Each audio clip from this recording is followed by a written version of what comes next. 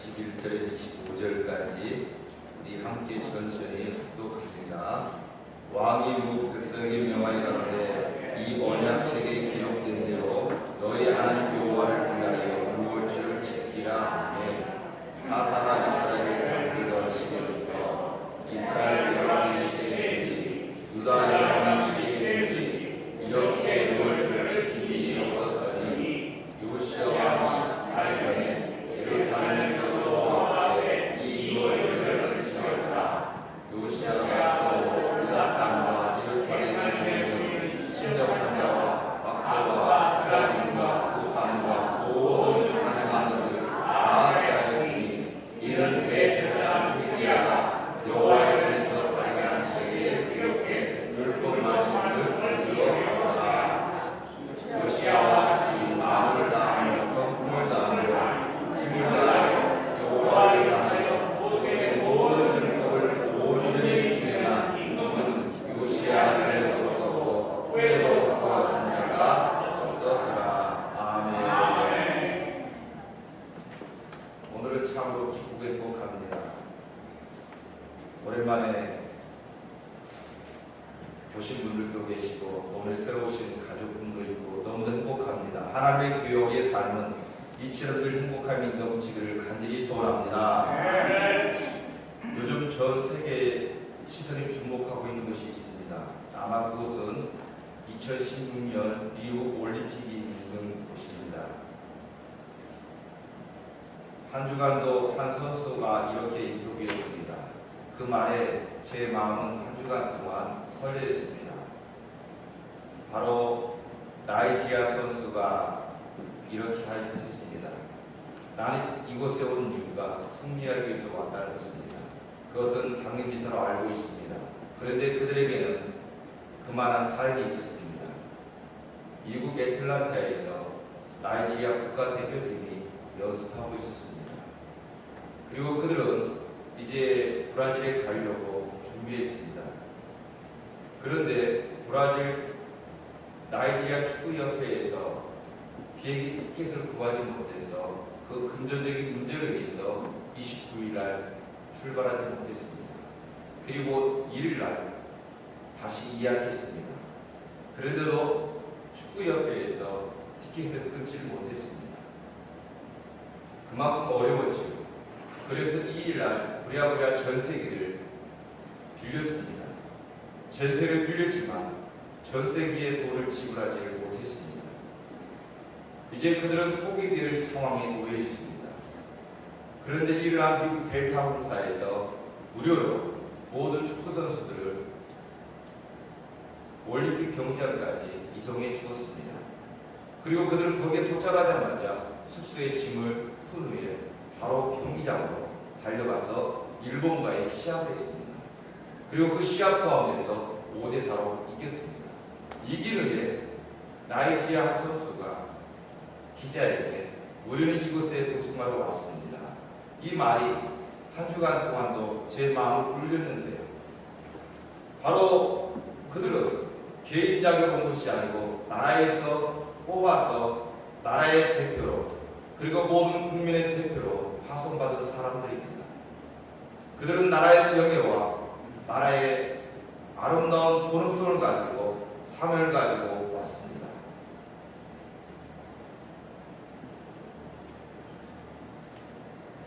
우리도 그렇습니다.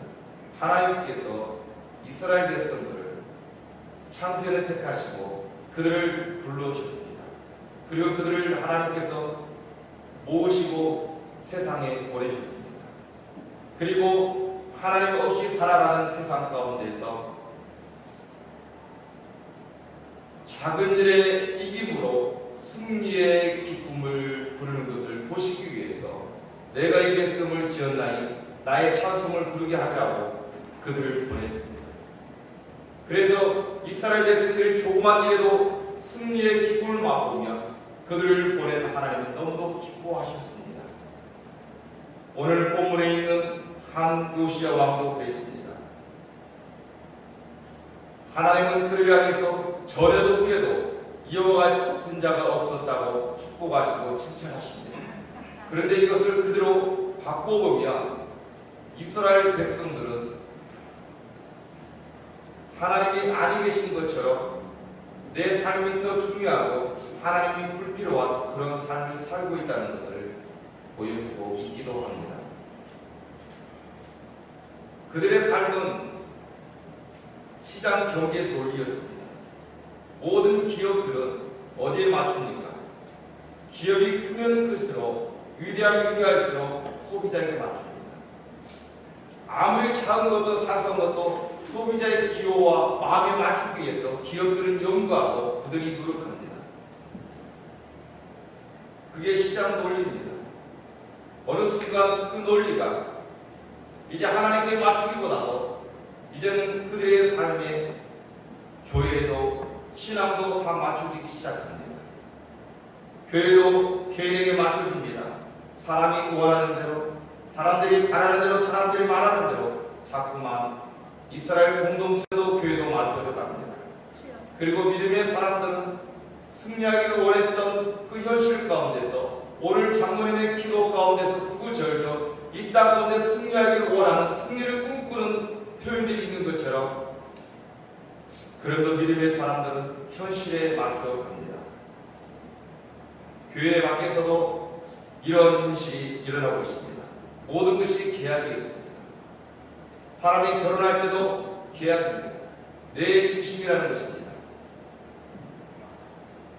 우리는 이것을 세속주의라고 말합니다. 이스라엘 백성들이 종교혼합주의라고 말합니다. 하나님보다 사람이 먼저입니다. 교회보다 내 삶이 우선입니다. 믿음보다 현실이 더 앞서고 있기 때문에 그랬습니다. 그런데 이 계약의 관계를 언약의 관계로 바꾸는 한 사람이 있었습니다. 요시야 왕이었습니다.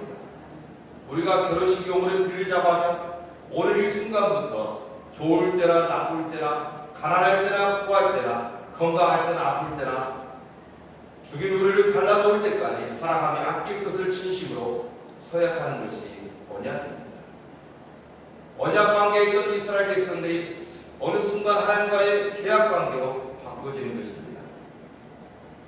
계약 관계에 있는 사람들은 하나님 앞에 예배드려도 형식으로 드려지게 됩니다. 하나님 앞에 살아가도 형적인 삶으로 살아갈 수밖에 없는 것입니다. 그러나 그 속으로는 하나님을 인정치 아니하고 하나님을 무시합니다. 그리고 그들 삶에 있는 모든 축복과 그 은혜도 하나님 주신 것이 아니라고 생각합니다. 왜냐하면 그들은 스바야 선지자 말한 것처럼 그 당시에 여호와께서는 복을 내리시는 분이 아니라고 그들은 주장했습니다. 그렇기 때문에 내게 있는 모든 축복이 하나님께서 주신 것이 아니기 때문에 내가 누리는 모든 삶의 기쁨의 환경이 하나님과 상관이 없다고 그들은 단정해버립니다. 그런 불신앙 속에 살았습니다. 그런데 언약 관계에 있는 한 사람은 오늘도 마음을 다하며 성품을 다하며 힘을 다하여 여호와를 향하여 모세의 모든 율법을 온전케 준행한 임금은 요시야 전에도 없었고 후에도 그와 같은 자가 없었다라고 25절로 말씀해 주고 있습니다. 그런데 여러분, 우리는 이스라엘 백성들과 우리의 삶에는 공통점이 세 가지가 있습니다. 그들의 삶에는 늘 시장 경기 논리 가운데서 풍요로움을 꿈꾸었습니다. 그러나 풍요로운 상태가 하나님의 온전한 관계를 보증해 주진 않습니다. 이스라엘 백성들은 풍요의 신 바알과 아세라를 경배하기 시작합니다. 바알의 모든 풍요의 신은 이스라엘 백성들의 삶에 그들이 원하는 것에 그들이 필요한 것에 다 맞춰준다고 말하고 있습니다. 그래서 하나님께서는 복을 주시는 분이 아니시기 때문에 그들은 이런 모든 복을 누리는 것이 하나님과 상관이 없다고 생각하기 때문에 어디까지 갑니까? 하나님을 섬기할 제단을 버려버리고 거기에 바알과 아세라를 섬기고 경배하기 시작합니다. 하나님은 내 인생에 더 이상 축복해 주시는 분이 아니시기에 내가 열심히 살아봐도 내 인생에 나아질 기미가 보이지 않기 때문에 단정해버리고 그들은 바알과 아세라를 향해서 경배하고 나아가기 시작합니다. 우리의 삶의 키워드도 오늘 대화하다 보면 모든 사람들이 경제와 건강의 키워드는 무상하지 않습니다. 어디 가서 보이든지 이야기하든지 경제와 건강의 단어는 늘 우리의 삶 가운데서 빼놓을 수가 없기 때문에 그렇습니다. 또한 우리의 삶에 신앙이 있다고 해서 하나님과 바른 관계도 보증해 주지 않습니다. 이스라엘 백성도 그들만의 신앙의 방식과 하나님께 예비하고 하나님과 계약 관계 가운데 살아왔던 백성들이었습니다. 그리고 그들은 하나님의 계심에도 아니 계신 것처럼 살아도 전혀 불편함을 느끼지 못했습니다. 내가 죄를 짓고 있는지도 의식하지 못했고 내가 살아가는 삶이 하나님과 상관이 없다고 생각했기 때문에 하나님이 그렇게 많은 선자를 보내심에도 나와는 상관이 없었습니다. 개구리가 있을 때 뜨거운 물에 대면 금방 뛰쳐나갑니다. 그런데 아시다시피 개구리를 놔두고 실험할 때에 조그마한 미지근한 것부터 서서히 데우면 개구리는 서서히 삶아 죽게 됩니다. 그 스스로 생각하기에 나는 죽는다고 생각했으면 뛰쳐나갔을 거예요. 그러나 그는 서서히 죽어가면서도 나는 지금도 살아있고 나는 지금도 살아있을 것이라고 생각하기 때문에 그렇게 서서히 죽어가는 것입니다. 우리도 하나님께 예배를 드립니다. 그러나 내 기준과 내 마음이 안 들면 우리는 숲의 기둥 가운데서 내게 맞는 나를 인정하고 나를 원하는 기회를 우리는 찾아가 버리고 말아버립니다. 또한 세 번째로는 말씀 우리가 있다고 해서 말씀이 하나님과의 관계를 바로 설정해 주지도 않습니다. 이스라엘 백성들 하나님 말씀이 있었습니다. 수많은 선자를 통해서 은혜의 쏟아불처럼 말씀의 쏟아불을 하나님 그들에게 부어주셨습니다. 그런데 그들은 비옷을 입고 있었기 때문에 아무리 통회하며 자복하며 선지자들이 말씀을 주어도 그들 속에는 말씀 하나 스며들지를 않았습니다. 그리고 그 말씀이 자기들과 상관이었기 때문에 이스라엘 백성들의 삶을 하나님은 말씀이 풍요롭지만 말씀이 희귀하시다라고 말하고 있는 것입니다. 우리도 말씀이 답이고 말씀이 있으니 길이라고 말해주고 있습니다. 말씀밖에 없다 우리는 강조하고 또한 우리는 살아갑니다. 그런데 오늘날 사람들이 왜 교회에 오지 않는가? 설문조사를 했습니다. 그럴 때 대부분의 사람들이 이렇게 답했습니다. 내가 교회를 가지 않는 바로 교회 다니는 사람들의 삶이 교회 다니는 사람들의 삶이 말씀을 쫓아는 바른 신앙의 삶이 아니기 때문에 나는 그런 교회를 가고 싶지 않습니다. 이게 이유였습니다. 우리 이처럼 이스라엘 백성들과 이 시대를 살아가는 저와 여러분은 몇 가지 빼놓을 수 없는 궁금증이 있습니다. 또한 이스라엘 백성들은 하나님 앞에 예배하고 경배하는 것보다도 그들은 자신만의 삶으로 살아왔습니다. 그래서 지금 그들은 자신의 아들을 불 가운데 지나게 하고 하나님의 신전을 헐어버리고 우상을 세우고 그리고 하나님이 있었던 모든 신앙의 것들을 다 지워버렸습니다. 여러분 오늘 나오는 요시아와 아버지의 할아버지의 그 위에 조부가 누굽니까? 바로 히스기야 왕입니다. 히스기야 왕은 어떤 사람입니까? 하나님 앞에 믿음을 지키는 온전한 사람이었습니다. 하나님께서 인정한 사람이었고 그도 유월절을 지킨 자였습니다. 그리고 어려운 일을 만나면 이사야 선지에게 찾아가서 함께 모든 것을 노래했습니다. 그리고 자기가 병들었을 때에 하나님 앞에 생명을 거물을 긋고 기도하면서 기도로 엎드리고 응답받은 사람이 히스기야였습니다. 그런데 그 아들이 누굽니까? 문하세입니다. 문하세 그 아들은 모든 산당을 얼어버리고 아들을 불살라 제물을 드리고 우상 숭배를 섬기면서 하나님의 모든 나라의 흔적을 다 지워버렸던 사람이었습니다. 한 세대가 가기 전에 이렇게 망가진 것이 이스라엘 나라였습니다. 그들은 하나님께서 아무리 심판을 말해도 심판은 나와 상관이 없다고 했습니다. 하나님은 내게 축복하는 분도 아니고 내게 화를 주는 분도 아니라고 말하고 있습니다. 하나님은 너희들을 이렇게 하면 심판할 것이라고 말하고 당장에 하나님 심판이 내게 있지 않으니까 내가 죄를 범할지라도 내게 심판이 나타나지 않으니까 하나님 심판하지 않을 것이라고 생각하고 아무리 외쳐도 그들과는 상관이 없었습니다. 여러분 이게 무슨 말입니까? 바로 하나님의 살아가야 될 말씀에 기준이 없다는 것입니다. 하나님은 나를 축복하시는 분도 아니고 나를 심판하시는 분도 아니라는 것입니다. 그들의 삶을 붙들어주고 길 문자가 될 말씀이 없다는 거예요. 그들의 인생이 잘못되고 옳고 그름을 정해줄 말씀이 없다는 거예요. 주의 말씀은 내 발의 등이요 내 길의 빛이라는 그 말씀의 진리의 길이 보이지 않는다는 것입니다. 무엇이 옳고 그름인지 무엇이 잘못되고 바른 것인지 깨달는 말씀의 기준이 없어버린 시대입니다. 그래서 그 시대의 모든 사람들이 자기 속에는 옳은 대로 행할 수밖에 없는 것입니다. 내가 하는 것이 옳은 것이고 내가 하는 것이 답이고 내가 했던 모든 것들이 하나님 기뻐하시는 것이라고 했습니다. 그래서 그들은 법이 없습니다. 말씀의 법이 없기 때문에 양심의 와이마린 자처럼 살아가고 있습니다. 그래서 그들은 좋은 환경도 다 나쁜 환경도 다 하나님과는 상관이 없기 때문에 심지어 하나님 있는 신전을 헐어버리고 우상을 섬기기까지 해도 거리낌이 없었습니다. 일본의 천불 3사가 왔습니다. 천불 3사에 가면 1000개의 얼굴이 그려놨습니다.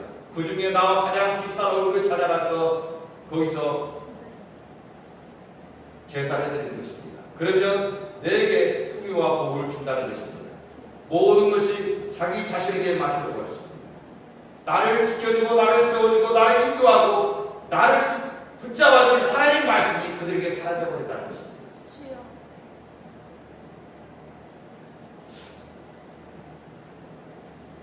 그렇게 한 세대가 가기 전에 하나님 말씀은 순간에 사라졌습니다. 그리고 또한 그들의 삶에 뭐가 바뀝니까? 말씀이 없으니까 삶의 우선순위가 바뀌어버립니다. 무엇이 앞에 있고 뒤에 있는지 알지를 못합니다. 그래서 그들의 삶은 내가 최고입니다. 내가 먼저입니다. 그들에게 삶에 있는 주권이 이양이 안 되어 있습니다. 또한 이스라엘 백성들에게는 하나님 말씀의 기준이 없고 살아야 될 법이 없으니까 모든 기준도 잃어버리니까 이제 어떻게 살아야 될지 그 이유조차 알지 못하게 됩니다. 그때에 하나님은 오늘 말씀에 있는 한 사람을 우리에게 소개하고 있습니다. 이 시대 가운데서 요시아와 같이 마음을 다하며 성품을 다하며 힘을 다하여 여호와를 향하여 모세의 모든 율법을 온전히 준행한 임금은 요시아 전에도 없었고 후에도 그와 같은 자가 없었더라. 폐역한 아버지 므낫세 왕 손자가 바로 오늘 요시아 왕입니다. 그렇게 폐역하고 나라를 막지 므낫세 뒤이은 왕이 바로 아몬입니다. 요시아의 아버지가 아몬인데 등극한 2년 만에 쿠데타로 피살을 당합니다. 여러분 생각해 보세요. 그리고 8살에 내가 왕이 올라왔어요. 그러면 아버지가 쿠데타에서 피살을 당했습니다. 그리고 할아버지는 모든 하나님의 전을 헐어버리고 나라와 민족을 한판에 만들어버리고 말씀도 없애버렸습니다. 신앙적으로도 부모적으로도 모든 것이 위태롭습니다. 심지어 자기는 8살입니다. 언제 자신의 생명도 아버지처럼 날아갈지 모르는 위험한 순간에 놓여 있습니다. 8살짜리가 무엇을 알겠습니까? 그에게는 가정사도 그에게는 신앙적인 것도 나라도 이스라엘은 멸망을 바라는 상태였습니다. 그렇기 때문에 나라도 끝자락에 있는 아무런 소망이 없는 현실 가운데 지금 요시아를 소개하고 있습니다. 가정적으로나 개인적으로나 삶을 어디 돌아봐도 그에게는 하나님 앞에 계획할 만한 하나님 믿음으로 설 만한 은혜조차 흔적조차 찾아볼 수 있는 사람이 바로 요시아였습니다. 그처럼 이스라엘 백성들의 계약 가운데 있었던 것을 언약 가운데로 바꾸는 사람이 요시아였습니다. 그런데 므낫세가 다시 언약 관계를 계약 관계로 바꿨던 것을 다시 지금 요시아가 해주고 있습니다. 그런데 요시아는 어릴 적에 하나님의 성전을 수리하다가 하나님의 말씀을 발견합니다. 이게 그 인생의 출발이 되었습니다. 내가 8살의 왕이 되는 게 중요한 것이 아니라 어떤 환경에 놓이는 게 중요한 것이 아니라 내 신앙의 배경이 중요한 게 아니라 내가 환경이 어려운 것이 중요한 것이 아니라 그의 스타트는 성전에서 하나님 말씀을 찾았을 때에 그때 시작된다는 사실이었습니다. 오늘 말씀을 보시게 되면 21절입니다.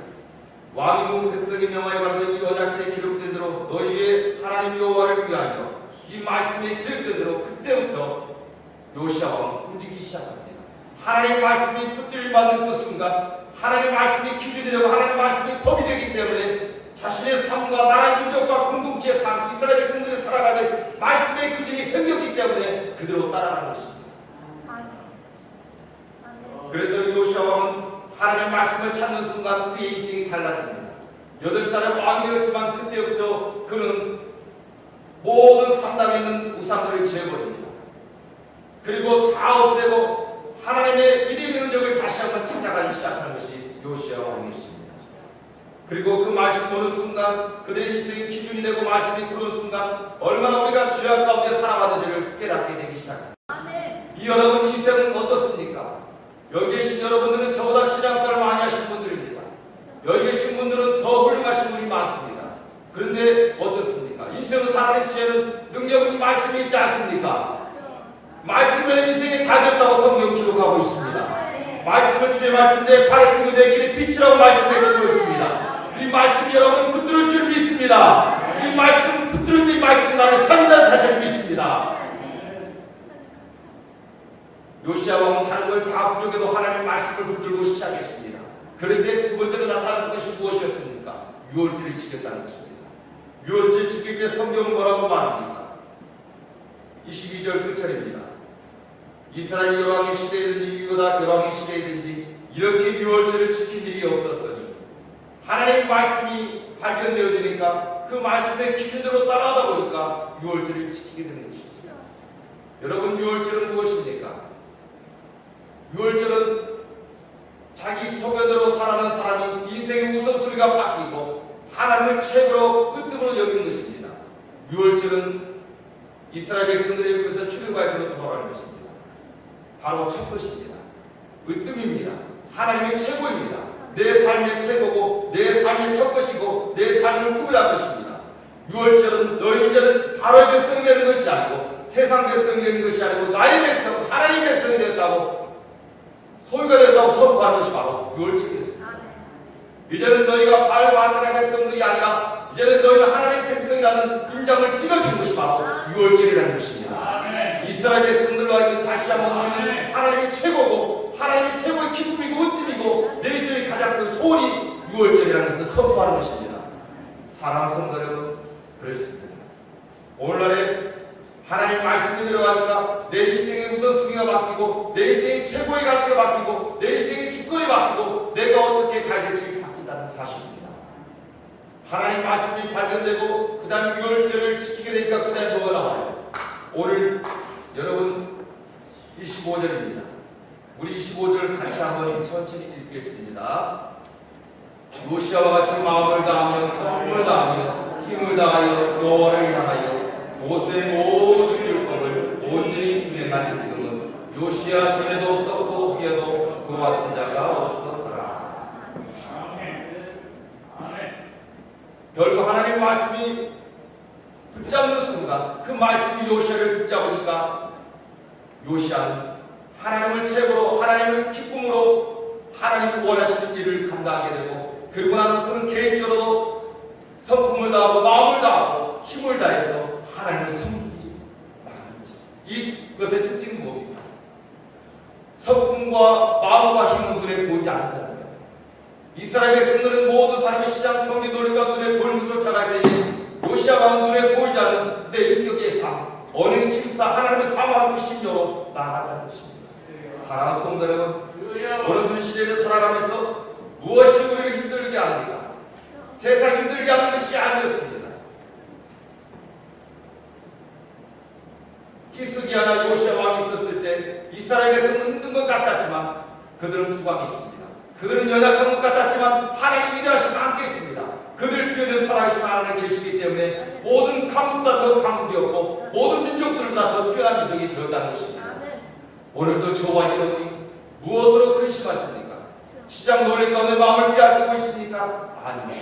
우리를 힘들게 하는 것은 말씀이 풍요로운 시대 가운데 말씀이 위대하다는 사실입니다. 우리가 말씀을 읽고 있는 시대 가운데 여러분 말씀이 여러분 발의 길, 말씀 여러분 인생의 길이 되고 빛이 될 수 있기를 간절히 소원합니다. 우리 끝까지 말씀을 들고 살아갈 때 이 말씀이 교회가 살아가야 될 방향, 우리 인생의 살아갈 꿈을 주님께서 발견되어 줄 믿습니다. 요시아는 아무것도 없었습니다. 우리도 아무것도 없습니다. 그러나 하나님이 함께 하실 때, 말씀이 발견되질 때에 그 말씀이 여러분을 다시 한번 이뤘던 것을 찾게 하고 여러분은 능력을 주고 여러분을 강하게 세울 줄 믿습니다. 그래서 우리는 더욱더 말씀을 들고 끝까지 승리할 수 있는 저와 여러분 될 수 있기를 주 이름으로 축원합니다. 기도하겠습니다. 참으로 주오신 아버지 하나님 감사합니다. 참으로 말씀이 이기 하시되 승리하기를 원하시는 아버지 하나님, 그렇습니다.